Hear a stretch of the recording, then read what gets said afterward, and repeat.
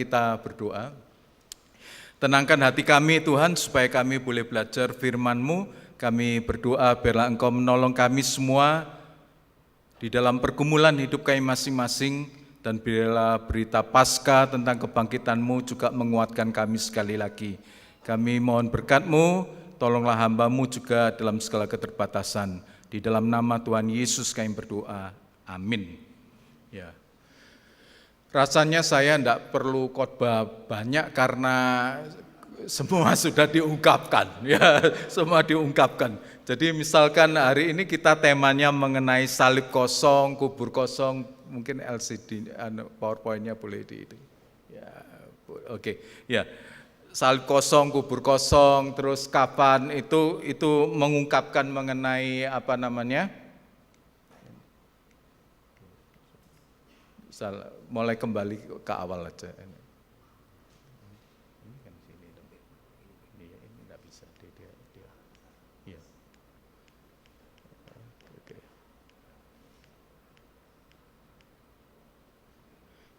Ya.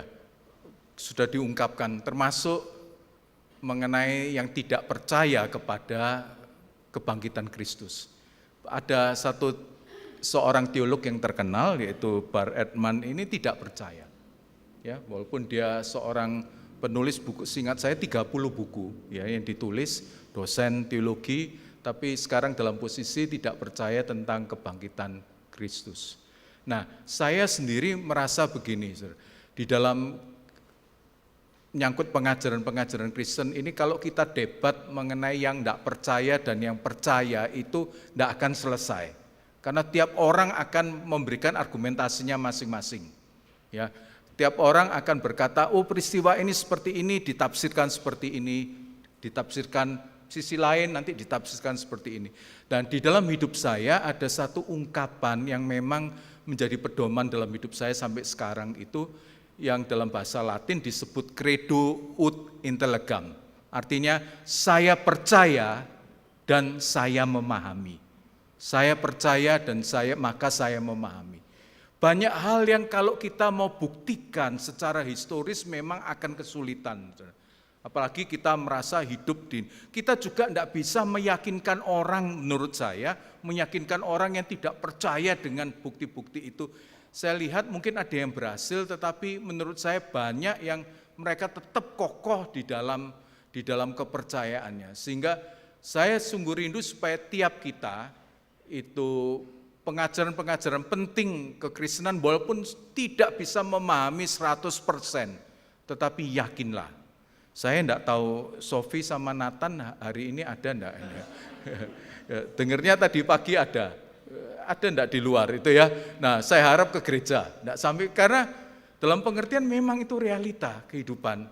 Ya, apalagi anak sekarang di tengah apapun, termasuk saudara kalau saya khotbah seperti ini, saudara ingin tahu Bart Ehrman siapa, saudara bisa langsung Google, langsung.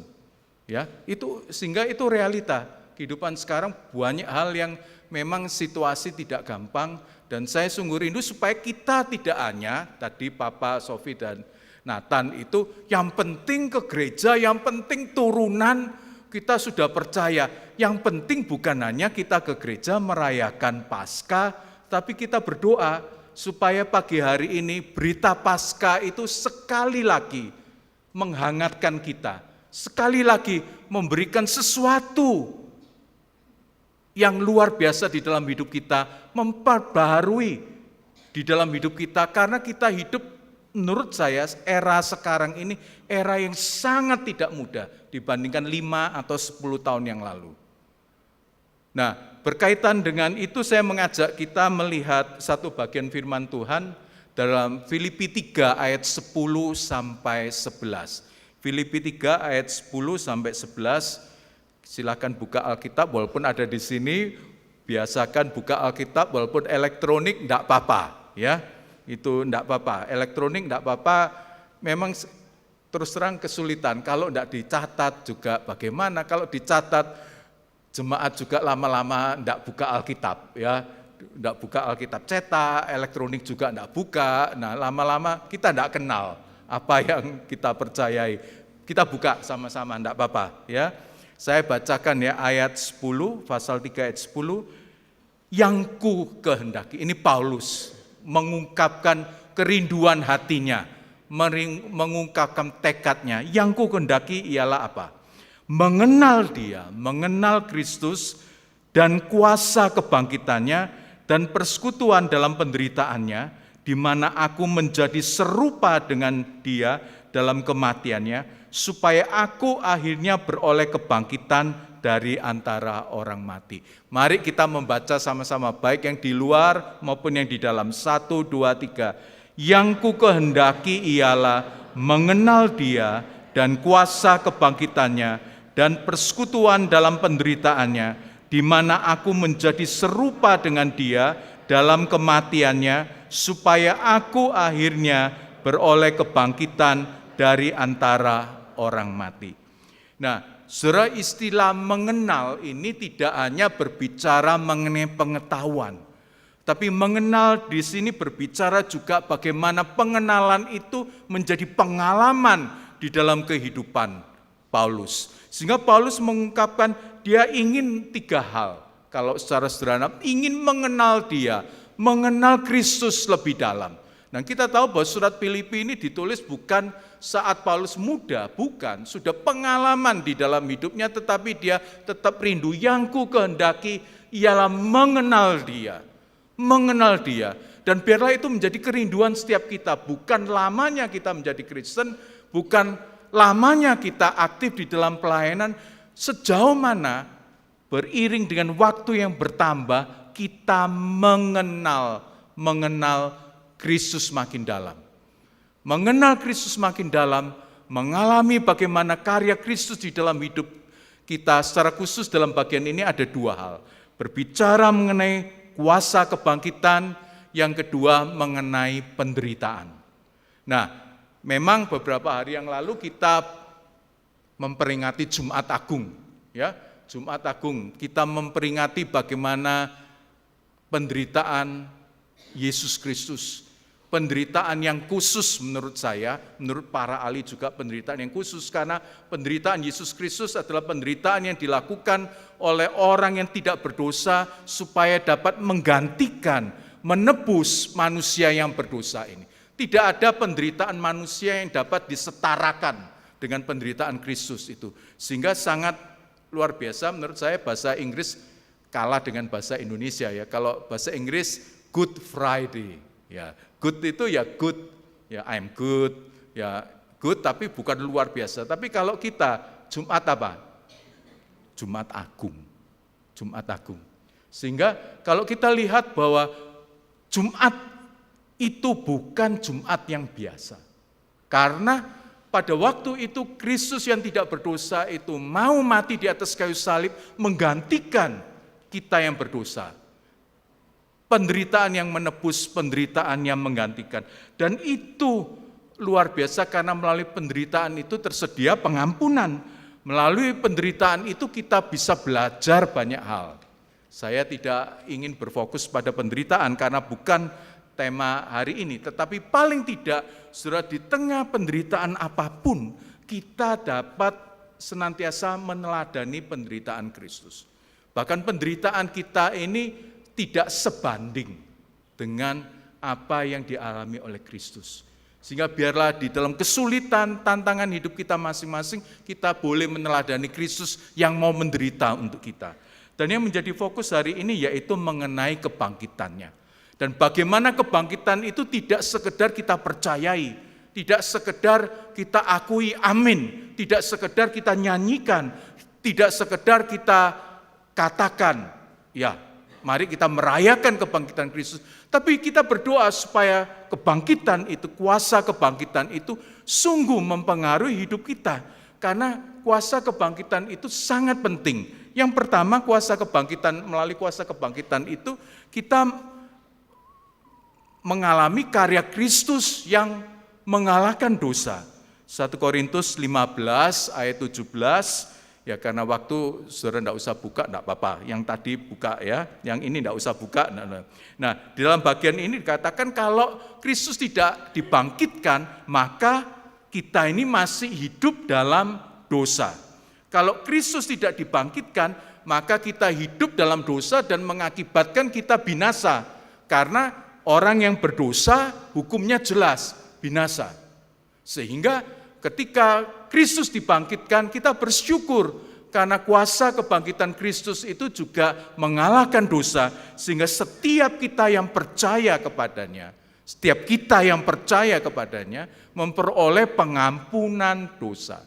Ini penting ya, bukan setiap kita yang menjadi anggota gereja, bukan setiap kita yang rajin ke gereja, bukan setiap kita yang misalkan anak-anak yang ikut sekolah minggu, remaja berarti otomatis mengalami karya Kristus yang memberikan kemenangan kita atas dosa. Tidak, bukan soal itu. Harus ada pengalaman pribadi di mana kita mengenal Kristus dan akhirnya melalui pengenalan Kristus kita mempercayai kuasa kebangkitan itu yang membuat kita mengalami pengampunan dosa. Nah, saudara, saya itu ya mau bilang tumbuh dari keluarga Kristen. Malah dibilang mau kurang apa? Nenek saya itu jaga gereja. Nah, ya, berarti kan saya kecil itu di gereja, mainan itu di gereja. Pak Cu itu waktu Pak Cu Posan ya, itu waktu pentabisan saya pendeta, beliau katakan, aku ingat kamu mainan di gereja. Tapi mama saya bilang, salah, itu kokomu, bukan kamu. Nah, enggak apa-apa, kita enggak usah mempermasalahkan. Tapi saya main di gereja sampai 5 tahun paling enggak. Ya, itu kurang lebih nenek saya meninggal 5 tahun setelah ya saya lahir itu. Nah, kurang apa? Ya pergi ke gereja. Wah, waktu ibadah di gereja kami itu agak jauh dari rumah, naik becak itu apalagi ibadahnya sore. Nah seperti itu mapel nanti jam 5, kami jam 4 sore naik becak, kena matahari ngantuk gitu ya. Nah naik becak terus, diajak papa mama ya? Ya sudah tiap tahun begitu. Nah waktu mulai remaja, sudah mulai bisa berkata seperti tadi toh, aku mau gini. Nah dulu memang enggak ada game, dulu memang enggak sebanyak kegiatan sekolah hari Minggu, tapi punya kegiatan sendiri. Waktu itu saya olahraga, suka berlatih satu jenis olahraga, ya akhirnya ya itu, yang penting itu. Nah terus itu bertahun-tahun, sampai satu saat ketika SMA, Tuhan menyentuh saya dan mengizinkan untuk saya mengenal Yesus secara pribadi. Jadi bukan karena keluarga saya yang rajin ke gereja, bukan karena nenek jaga gereja, bukan. Tapi karena Tuhan mencari kita dan kita memberikan respons, pengalaman pribadi menyebabkan mengalami kuasa Kristus itu. Kuasa kebangkitan yang pertama mengalahkan dosa. Nah, ketika kita percaya kepada Kristus, kita ini diampuni, dibebaskan. Nah, kita ini dibebaskan dari status orang berdosa. Kita tidak lagi orang berdosa, tetapi orang yang sudah diampuni. Dalam bahasa Alkitab kita lagi tidak hanya orang berdosa, tetapi juga orang yang dibenarkan. Nah, ini status yang luar biasa, yang perubahan oleh karena semata-mata karya Kristus. Dan status ini sangat penting, karena kalau tidak ada status ini, bahaya. Karena kapanpun kita kan bisa berangkat, kapanpun kita bisa meninggal. Kalau kita tidak mengalami perubahan status ini oleh karena iman kepada Kristus, sewaktu-waktu ketika kita dipanggil Tuhan dalam usia berapapun, kalau kita belum percaya kepada Kristus, jelas kita akan binasa. Tapi ketika kita percaya kepada Kristus, kita akan diberi status sebagai orang yang bukan lagi berdosa, dibebaskan. Nah, menjadi pergumulan bagi kita. Kita adalah orang yang sudah diampuni, tidak lagi berdosa. Nah, siapa di sini yang tidak berdosa? Boleh saya angkat tangan? Loh, tidak ada yang berani. Ya, berarti nanti maaf ya, aku tidak harapkan ya, tidak ngalup orang Jawa bilang ya. Kalau siang ini berangkat, berarti saudara akan masuk mana?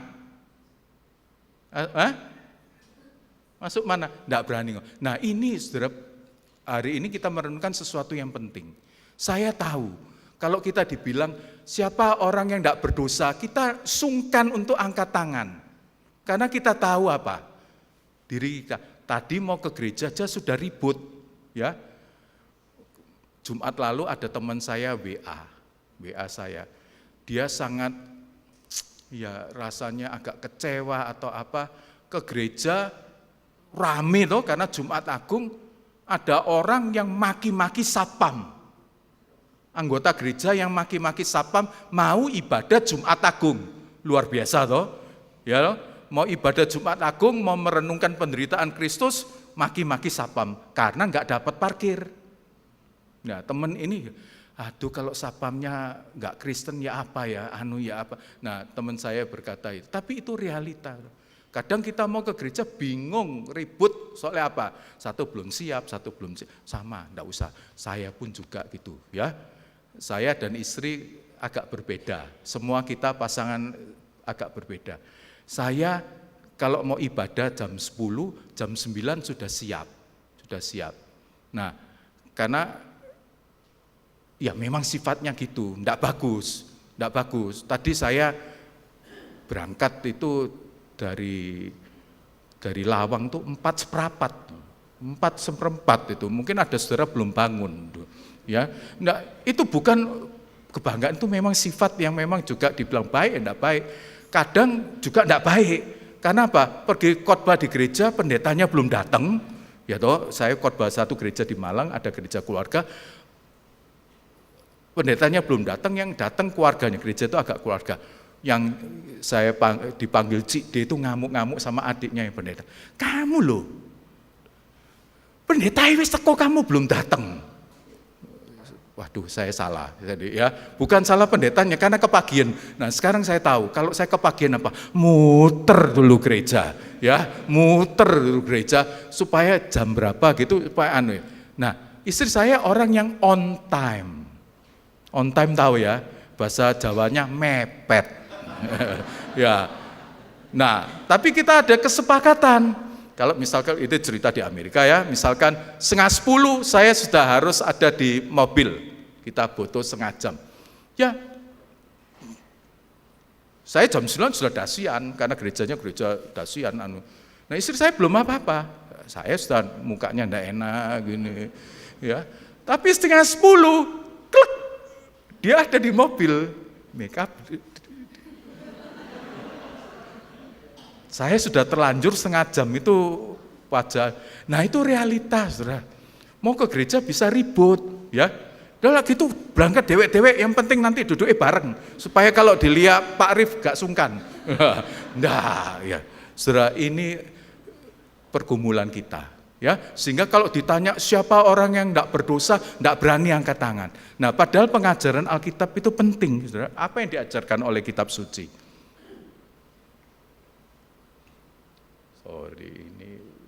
Ini ya, dalam kitab suci dikatakan kalau kita percaya kepada Kristus, ya, masa manusia lama telah disalibkan, tubuh dosa kita itu sudah hilang kuasanya. Ayat 7, kita ini sudah bebas dari dosa, seolah-olah tidak berdosa lagi. Tapi yang menarik ayat 11 dikatakan, demikianlah hendaknya kamu memandang bahwa kamu telah mati. Memandang berarti kan belum, memandang bahwa kamu telah mati. Nah, ini di dalam pengajaran biasanya harus dibedakan antara status dan realita. Kita yang percaya kepada Kristus, yang mengalami kuasa kebangkitan Kristus itu jelas. Kalau kita beriman, kita statusnya jelas. Orang yang tidak berdosa lagi oleh karena pengampunan. Tetapi realita itu merupakan perjuangan sampai Tuhan memanggil kita, sehingga proses itu biasanya disebut proses pengudusan. Proses pengudusan. Kita dikuduskan hari demi hari supaya lebih baik. Mudah-mudahan ketika kita percaya kepada Tuhan Yesus waktu umur 15, umur 25 kita lebih baik. Umur 35 lebih baik. Umur 50 lebih baik. Walaupun belum sempurna. Umur 70 lebih baik. Jangan sampai percaya kepada Yesus umur 20, wah perubahan yang ajaib jadilah padaku gitu ya. Wah baik sekali. Umur 30 bukan makin baik, makin menurun. Waduh, lagi ini bahaya. Karena saudara tahu, secara psikologis lah apapun, kalau orang yang muda itu cerewet, dapat digaransi 100% yang muda cerewet, kalau tua akan, aku enggak ngomong loh ya. Ya, Bapak Ibu yang ngomong loh, jadi aku enggak salah loh ya. Tapi itu realita. Ya, realita. Apalagi kalau sakit, itu tua mbak. Sehingga doa kita, saya sudah percaya Tuhan Yesus diberikan status sebagai orang yang tidak berdosa lagi. Dalam proses itu, hari demi hari diubah. Belajar, itu pergumulan semua. Ada sebagian yang kenal saya, ya, Cik Sian Ing ini teman lama, ya, Ibu Sian Ing ini teman lama, saya panggil Cik supaya awet nom Cik, ya. Nah, Pak Lukman kenal saya, Pak Lukman, atau ada ya, pernah ketok aku ngamuk enggak Pak Lukman? Pernah ketok? Enggak lah, main pingpong pernah ketok, tapi ngamuk enggak. Saya memang enggak gampang marah, tapi jeleknya apa? Kalau marah itu lama. Nah, itu ada dua macam orang. Ada orang yang gampang marah ya, didik marah gitu lupa. Kamu marah apa? Mbok lali gitu. Loh, sing diamui sing setengah mati saudara ya. Yang ngamuk gak kroso, sing diamuin. Nah, saya ini jarang marah, tapi kalau marah lama. Itu yang paling berpengaruh istri dan anak. Itu. Nah, saya belajar. Karena satu saat itu anak saya pernah berkata, waktu SD itu berkata, dia marah, dia mukanya tetap enggak enak. Saya bilang, loh, papa kan sudah minta maaf. Terus dia katakan apa? Papa sendiri juga gitu kok. Ngerti ya? Papa sendiri kalau marah lama, enggak apa-apa kok, aku marah lama enggak boleh. Nah, itu saya belajar, seumur hidup belajar. Sekarang pun kalau pas marah, harus tetap ingat, enggak boleh lama-lama. Karena yang korban bukan hanya orang lain, tapi diri kita itu akan juga makin tidak baik. Nah, saya enggak tahu pergumulan Bapak Ibu apa. Ada yang gampang iri, ya. Lihat orang ke gereja pakai baju baru langsung iri. Aku coba tahu gitu, tadi tak ganti bajuku lebih baru gitu. Ya, itu ada orang yang gitu loh. Ada orang yang macam-macam lah. Kita itu manusiawi, itu kelemahan yang harus kita gumuli. Tidak hanya kita orang tua, anak-anak sekarang juga tidak gampang. Sekarang ini tidak gampang. Kamu itu ayu di profile, orangnya kok tidak seperti realitanya. Terus mulai nyerang itu, bully, ya. Banyak pergumulan.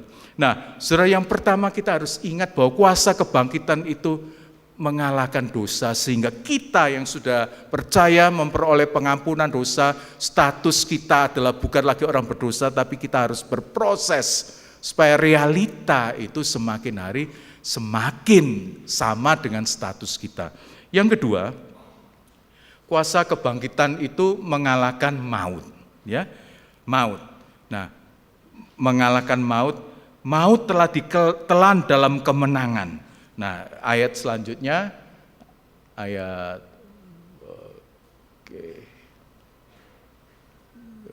oke. Nah, maut di mana kemenanganmu, maut di mana sengatmu? Tapi telah dikalahkan oleh Kristus. Kita bersyukur karena kebangkitan Kristus, Kristus hidup, Kristus mengalahkan maut, dan ini penting untuk kita. Karena apa? Yesus di dalam Yohanes 11 ayat 25 dikatakan demikian. Yesus berkata, akulah kebangkitan dan hidup. Barang siapa percaya kepadaku, ia akan apa? Hidup walaupun sudah mati. Ia akan hidup walaupun sudah mati. Kita sebagai orang Asia, khususnya orang Tionghoa, paling tidak suka bicara kematian. Tapi saudara, terlepas dari apapun, kita harus berani menerima realita kematian itu sesuatu yang tidak bisa kita tolak kehadirannya dalam berbagai fase dalam hidup kita. Kita mengenal toh ada bayi yang belum lahir bisa meninggal. Kita mengenal bayi yang lahir 2 bulan, 5 bulan, 1 tahun bisa meninggal. Kita mengenal anak-anak sekolah minggu bisa meninggal. Remaja, pemuda bisa meninggal. Apalagi kita-kita yang sudah golden age itu. Kan tambah dekat. Walaupun kita tidak suka. Ya, banyak orang tidak suka merayakan ulang tahun. Kenapa? Karena diingatkan, saya ini dapat potongan 1 tahun lagi. Ya, berarti makin dekat. Nah, terlepas dari apapun, saudara, kita harus berani menerima kematian itu realita dalam hidup kita. Justru dalam beberapa tahun terakhir ini COVID itu mengajarkan kepada kita bahwa kematian itu dapat merenggut siapapun dalam waktu yang tidak diduga. Beberapa kematian teman karena COVID itu sangat membekas hati saya. Kenapa? Pelayanan bersama, singer, nyapa, omong-omong. Pak Pendeta sudah lama tidak ketemu. Terus pelayanan lagi saya di jemaat itu, dengar sakit. Berapa hari kemudian berangkat. Ya, jangan karena itu tidak berani jadi singer ya. Ya, enggak ya. Nah, ada juga rekan hamba Tuhan yang berkata, Pak Syah, mari khotbah, aku ngomong ya. Ya wis ngomong. Itu pertemuan yang terakhir. Pertemuan yang terakhir. Itu mengajarkan kita banyak hal yang tidak terduga dalam COVID. Tetapi kita harus diingatkan bukan hanya COVID, tetapi semua fase hidup kita itu selalu dihantui dengan kematian. Tetapi kita bersyukur karena kita tidak usah takut dengan kematian kalau kita percaya kepada Kristus. Berapa waktu lalu saya omong-omong dengan rekan hamba Tuhan yang lebih senior cerita ini. Dia katakan, aku ini tidak takut mati. Wah, luar biasa tuh. Betul, tidak takut mati. Seharusnya kita tidak takut mati. Tapi dia katakan gini, yang takut itu bukan aku mati. Yang takut itu, ada yang tahu? Setengah mati. Setengah mati itu lebih berat daripada kematian. Betul loh, kalau kematian selesai. Apalagi kita orang percaya, dalam janji Alkitab dilepaskan dari penderitaan dunia ini, tidak usah mikiri beras naik, tidak usah mikiri telur naik, tidak usah milih ini dana pasca naik karena telur bebek naik. Nah, tidak usah mikir itu. Tapi yang setengah mati ini yang mati, tidak mati, ngalami kesulitan. Tapi nanti pun yang setengah mati pun berita pasca itu relevan. Tapi ingatlah bahwa kebangkitan Kristus itu mengalahkan maut. Sehingga ketika maut menjemput kita, menjemput anggota keluarga kita, yang penting mereka sudah beriman kepada Kristus, kita harus bersyukur karena mereka justru mengalami janji penggenapan itu. Dan yang ketiga, itu kuasa kebangkitan itu memberikan hidup dalam pengharapan. Nah, ini saya mengajak kita membuka Alkitab kita, ya. 1 Petrus 1 ayat 3. 1 Petrus 1 ayat 3. Mari kita baca bersama-sama 1 Petrus 1 ayat 3. 1, 2, 3.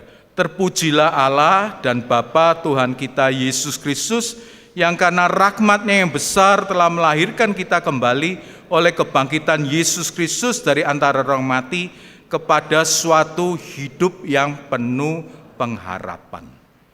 Kuasa kebangkitan itu memberikan hidup yang penuh pengharapan bagi kita. Karena kita tahu bahwa hari di depan kita tidak mudah, tapi kita tetap bisa mempunyai hari esok karena Tuhan kita itu hidup dan bangkit. Nah, beberapa waktu ini saudara pasti ya mengenal gambar ini ya, heboh ya gambar ini. Satu keluarga prihatin ya, satu keluarga bunuh diri. Ya, enggak nyangka ya. Tapi kejadian seperti ini berulang beberapa waktu, pasti berulang. Dulu pernah kejadian di Malang, Itu satu keluarga bunuh diri dan lain-lain. Di daerah Karanglu atau apa saya lupa itu. Nah, saya berpikir kenapa kok hal seperti ini sekarang ini bisa terjadi. Kalau satu orang sih saya masih pikir ya tapi ini sampai satu keluarga. Kenapa? Bahkan anak-anak rasanya tidak berdaya dan juga rasanya mau, dan ya memang ada ahli katakan ini karena orang tua memaksa, dan saya tidak mau bicara, cuma kita prihatin dengan itu. Nah, saya sendiri memikirkan kenapa hal itu terjadi. Nah, saya mikirkan ada dua hal, saudara. Karena kita sekarang ini hidup ya memang berapa tahun ini tidak gampang, tetapi kalau dikatakan relatif 20 tahun, 25 tahun ini kita hidup lebih baik daripada dulu-dulu. Ya, ayo coba saudara pikirkan, dulu-dulu 30 tahun lalu, 40 tahun sama sekarang enakan mana? Mudah-mudahan enak sekarang ya, tapi ada juga realita, ada anggota saya yang pernah berkata, Pendeta Sia, aku ini bingung, seumur hidup itu susah terus. Saya tidak bisa ngomong, memang betul. Dia katakan waktu muda susah, waktu sudah nikah susah, tua pun susah, sampai mau mati pun tetap susah. Ini saya tidak bisa ngomong. Tapi umumnya kita relatif hidup lebih baik. Saya pun hidup lebih baik. Saya kalau ingat, mungkin yang generasi kita ini dulu makan telur tuh jarang bulat, ya separuh, ya makan itu separuh. Nggak tahu pernah ngalami enggak pas masih muda.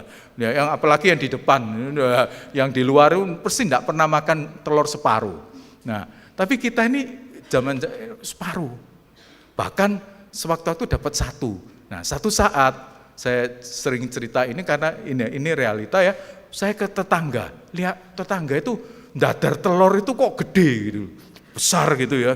Nah, saya tanya, loh telurmu kok besar gitu loh. Saya tanya tetangga ini, oh ya tak kasih tepung. Nah, tepung dikopiok dikasih tepung gitu. Saya pulang, saya coba itu, wah gede, makan enak, haucuk bu haucuk. Enak, enggak enak? Enggak enak. Saya bilang, mah telurnya kok gak enak? Nah kamu kasih apa? Tepung. Yo pasti gak enak, kayak tepung enak endok tok gitu. Enak telur tok. Nah tapi karena zaman dulu tuh pengen gede toh, apalagi kalau makan tuh nasi sama telur tok sama kecap gitu ya, itu wis lumayan lah, lumayan satu gitu. Nah kalau sekarang mbok makan mau telur 3 sampai bertelur-telur gitu ya, enggak ada masalah ya. Kita ya walaupun sekarang agak mahal tapi masih bisa belilah. Sekarang ini dapat katakan semua lebih enak, anak-anak kita lebih enak. Itu bukan hal yang negatif. Itu hal yang baik yang perlu kita syukuri. Jangan kita sebagai orang tua omong gini, kamu tuh saya ini enak. Dulu papa mama gak enak. Siapa sing suruh lahir dulu? Ya loh.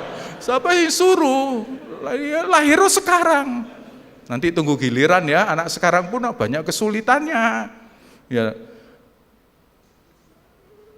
Sekarang relatif lebih enak. Gereja sekarang umumnya ASEAN. Saya ingat waktu gereja di mana dulu saya mengembalakan, mau pasang AC itu majelis ribut. Enggak perlu, pusiau, masa pakai AC, enggak perlu.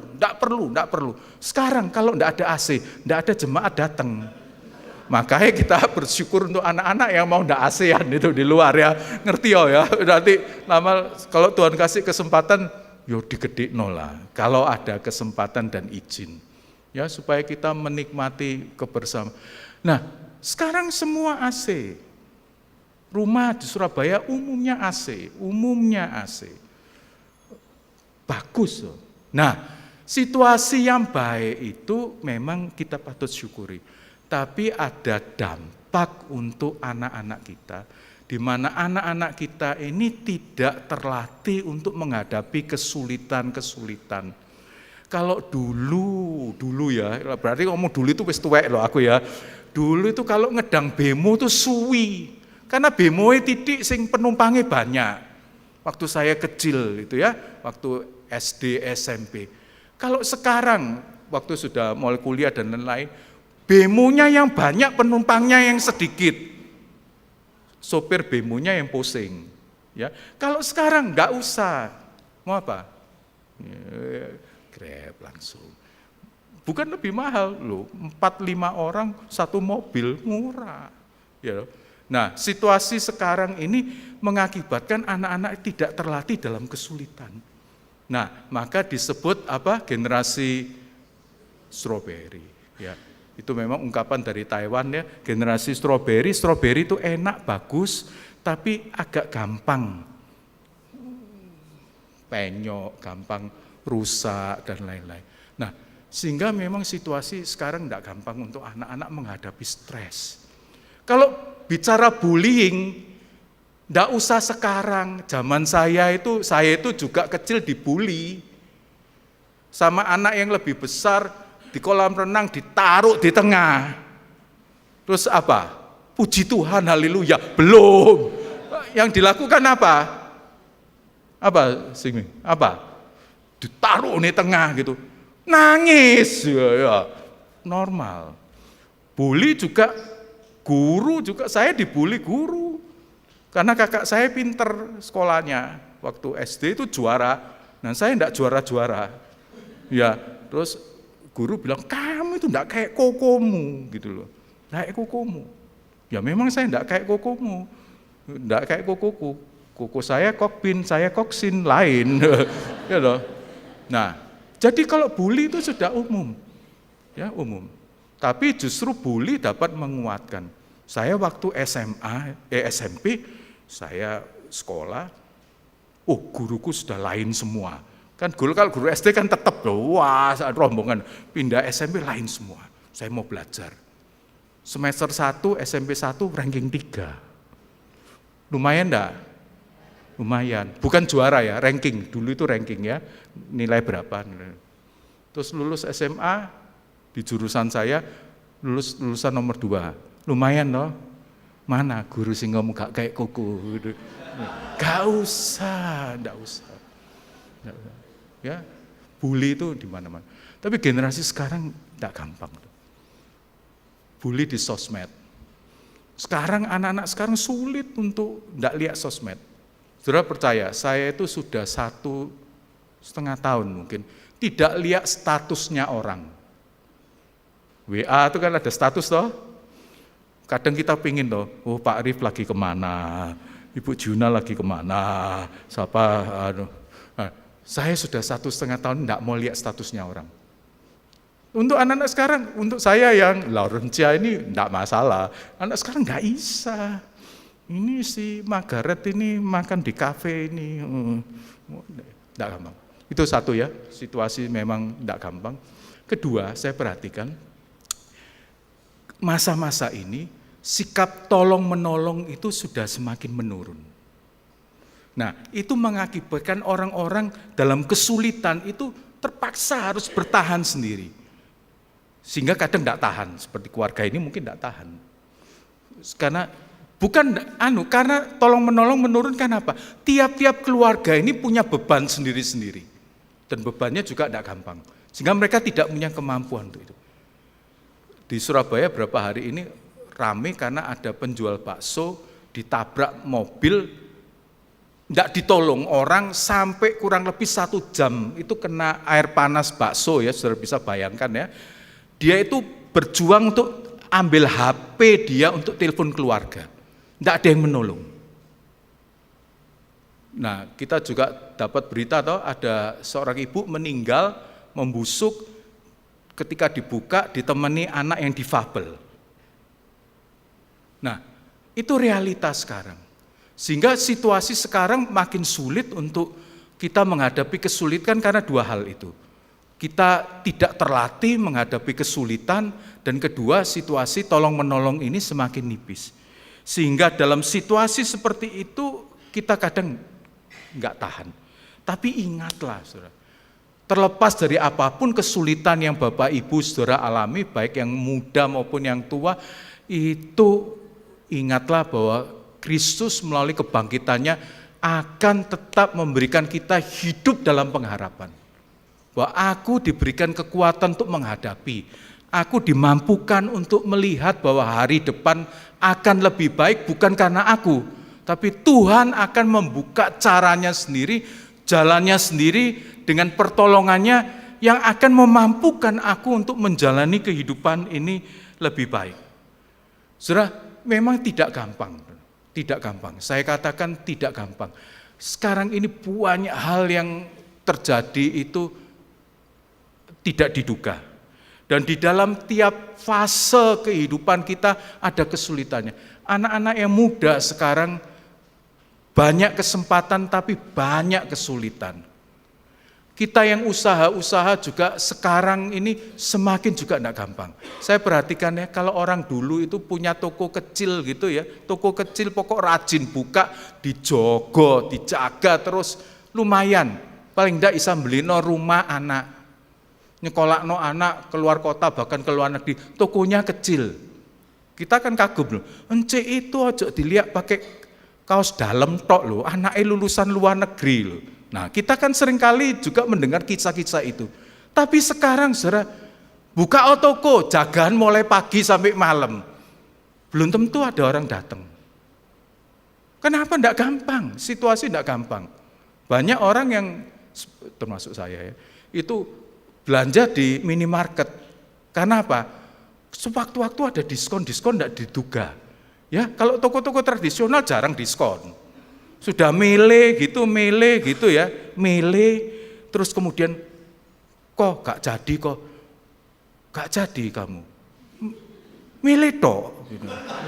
Ya loh. Coba kita ke toko-toko minimarket dan lain-lain. Bawa sak keranjang, saudara. Sampai di kasir bilang, Mbak, lupa dompet aku. Oh enggak apa-apa Pak, lain kali gitu. Betul loh? Tapi kalau ke toko tradisional, kalau toko tradisional enggak mengubah cara pengelolaan juga akan bermasalah. Enggak gampang. Situasi enggak gampang. Bayang loh, punya showroom tenang-tenang, expander nabrak. Lah sing ditabrak truk gitu enggak apa-apa. Lamborghini ya kalau tidak salah ya, Lamborghini atau apa? Porsche. Saya dah. Bayang no antri di tol. Wadah arek 17 tahun nyetir nabrak, mari gitu nabrak gitu. Saya siap tanggung jawab. Loh, satu mobil tuh berapa lah? Gajinya berapa? Itu tidak salah toh, tidak salah kita toh, tapi itu realita yang bisa kita hadapi. Di Amerika ini kan lagi ribut tuh, diam-diam jembatan anteng-anteng ditabrak kapal. Loh, bukan hanya tabrak kapal, saudara. Itu yang bosnya asuransi bilang, kalau dia Chinese bilang, cao kawal. Kenapa? Itu dihitung itu ganti ruginya bisa 3 miliar dolar. Bukan 3 juta, bukan rupiah, dolar. Bingung gitu. Sekarang yang dandani itu siapa lagi? Banyak hal yang saya terus terang saudara, dalam berapa tahun ini memikirkan banyak hal yang tidak terduga itu bisa terjadi. Sehingga terus terang tidak gampang. Ya, tapi saya bersyukur tadi kita nyanyikan itu ada lagu yang kita kenal. Because he lives, I can face tomorrow. Sebab dia hidup, sebab Yesus hidup, Yesus bangkit, saya bisa menghadapi besok, hari besok itu saya bisa menghadapi. Karena apa? Karena kuasa kebangkitan itu memberi pengharapan. Saudara berharap, saya berharap saudara tidak ada surprise dalam hidup. Tapi saya merasakan dalam hidup saya, surprise itu terjadi dalam tahun-tahun terakhir ini. Ya, berapa tahun yang lalu, saya selalu orangnya disiplin, saudara. Kacamata itu pasti 2 tahun sekali ke dokter mata untuk cek mata, untuk perlu tambah atau enggak. Karena kalau matanya bermasalah, apalagi saya ngajar Ibrani, titik-titiknya enggak kelihatan. Ya, enggak kelihatan. Tapi jangan bilang gitu loh.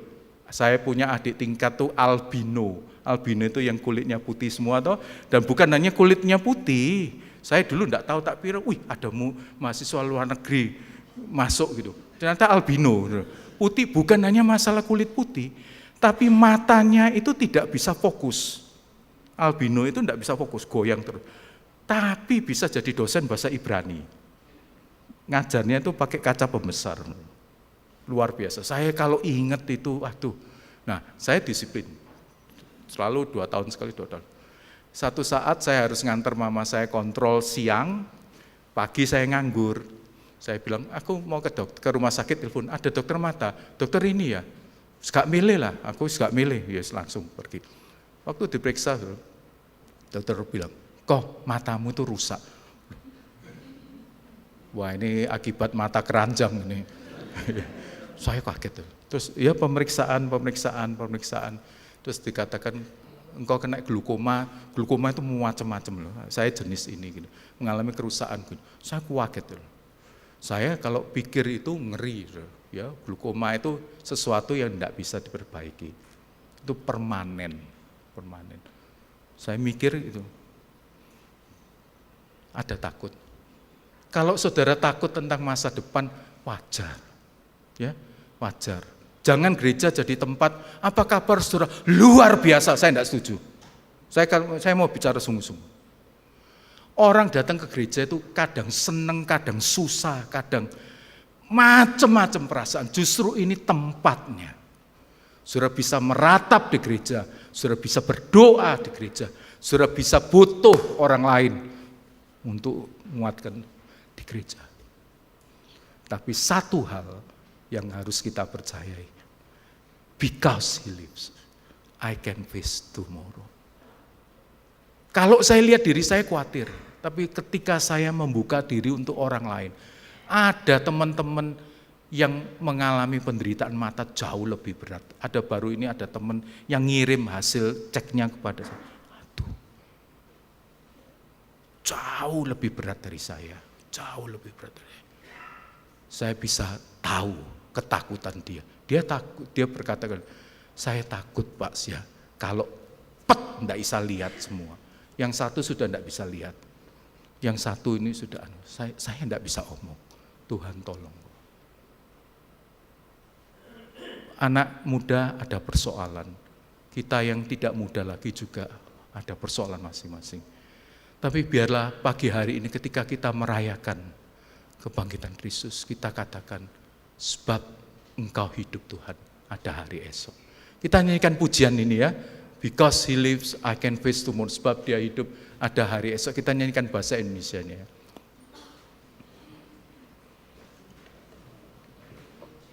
Ya, singer boleh batu, enggak usah khawatir ya, nanti saudara tetap sehat dalam berkat Tuhan. Ya, jangan mari dengar cerita enggak wani. Ini ya. Kita nyanyikan dengan sungguh-sungguh. Sebab dia hidup, ada hari esok. Sebab dia hidup, ku tak gentar. Ku tak gentar, karena ku tahu dia pegang hari esok. Hidup jadi berarti, sebab dia hidup. Stop ya, kuncinya bukan di kita, bukan kemampuan kita. Kalau saudara perhatikan frase lagu-lagu ini yang berulang-ulang apa? Sebab dia hidup. Yang wanita nyanyikan, sebab dia hidup, ada hari esok. Sebab dia hidup, ku tak gentar, karena ku tahu dia pegang hari esok. Hidup jadi berarti sebab kaum pria hidup, sebab dia hidup, ada hari esok. Nyanyikan sungguh-sungguh, sebab dia hidup, ku tak gentar, karena ku tahu dia pegang hari esok. Hidup jadi berarti sebab dia hidup. khusus untuk pria-pria kaum bapak. Di dalam situasi yang sulit, justru dibutuhkan pria-pria bapak-bapak yang tetap teguh. Dan keteguhan kita bukan karena diri kita tidak mampu. Ya, pria pun bisa patah. Tetapi katakan sebab dia hidup, ada hari esok. Kita nyanyikan bersama-sama, bangkit berdiri. Pria dan wanita kita nyanyikan sekali. Dengan kesungguhan bahwa pergumulanmu, persoalanmu, katakan walaupun ada tapi engkau hidup. Sebab dia hidup, ada hari esok. Sebab dia hidup, ku tak gentar, karena ku tahu dia pegang hari esok. Hidup jadi berarti sebab dia hidup. Hidup jadi berarti sebab dia hidup. Hidup jadi berarti sebab dia hidup. Saya mau minta pintunya dibuka ya. Saya mau berdoa tapi saya rindu mau bertanya satu hal. Saya ingin menantang saudara-saudara yang belum pernah, saya tidak bicara mengenai Kristen, keluarga Kristen, anak-anak, remaja, pemuda, dewasa, yang belum pernah datang kepada Tuhan, mengungkapkan iman secara pribadi kepada Tuhan. Saat ini saat yang tepat. Saudara katakan, aku mau percaya kepada Tuhan sebagai Tuhan dan Juru Selamatku. Aku mau percaya kepada Yesus yang lahir, mati, bangkit, nanti naik ke surga, datang kedua kali. Mau percaya kepada itu secara pribadi. Kalau ada yang hari ini, baik anak-anak, walaupun mungkin saya tidak lihat, yang di dalam maupun yang di luar, yang lain tutup mata, angkatlah tanganmu, saya akan mendoakan. Siapa yang mau, silakan angkat tangan. Turunkan tangan. Ada yang di depan.